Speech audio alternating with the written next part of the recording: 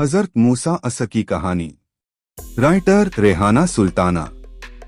Subscribe जरूर करें Rehana Sultana official. मिस्र की धरती पर एक बहुत घमंडी बादशाह था फिरौन। वह इतना जालिम था कि लोग उसकी नजर से भी डरते थे। उसी समय एक मासूम बच्चा पैदा हुआ, मूसा। फिरौन ने हुक्म दिया था कि इस्राइल के घर में अगर लड़का पैदा हो तो उसे मार दिया जाए। मूसा की मां ने अल्लाह पर भरोसा किया।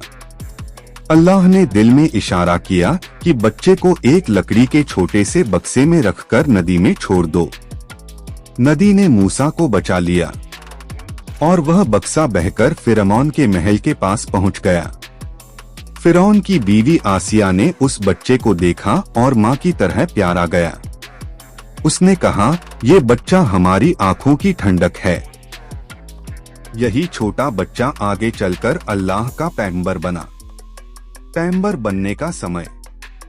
जब मूसा अस बड़े हुए, अल्लाह ने उन्हें अपनी तरफ से पैगंबर बनाया। अल्लाह ने कहा, तुम सच्चाई और हक का संदेश लेकर फिरौन के पास जाओ। मूसा अस ने कहा कि मेरे रब, मेरी ज़बान में रुकावट है। मेरे भाई हारून को भी मेरे साथ भेज। अल्लाह ने यह दुआ कबूल की। फिरौन के सामने सच की जंग। जब मूसा अस फिरौन के सामने पहुंचे, फिरौन ने अपनी ताकत का घमंड दिखाया और कहा, मैं तुम्हारा रब हूं। मूसा अस ने डट कर कहा, रब सिर्फ अल्लाह है। फिरौन ने जादूगर बुलाए, लेकिन अल्लाह के हुक्म से मूसा अस की लाठी जिंदा अजगर बन गई और सारे जादू को निगल गई। जादूगर वहीं सजदे में गिर पड़े और कहने लगे, हम मूसा के रब पर ईमान लाए। फिरौन को शर्म आई, लेकिन घमंड नहीं टूटा। बड़ा मोजिजा, समुंदर का रास्ता। मूसा अस अपनी कौम के साथ निकल गए। फिरौन फौज लेकर उनके पीछे आ गया। आगे समुद्र, पीछे फिरौन। तभी मूसा अस ने अल्लाह का नाम लेकर अपनी लाठी समुद्र पर मारी। समुद्र दो हिस्सों में फट गया। दोनों तरफ पानी दीवारों की तरह खड़ा हो गया।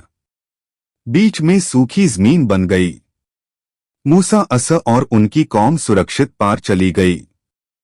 फिरौन और उसकी फौज जब बीच में पहुंचे, समुद्र वापस मिल गया और फिरौन डूबकर खत्म हो गया। सीख।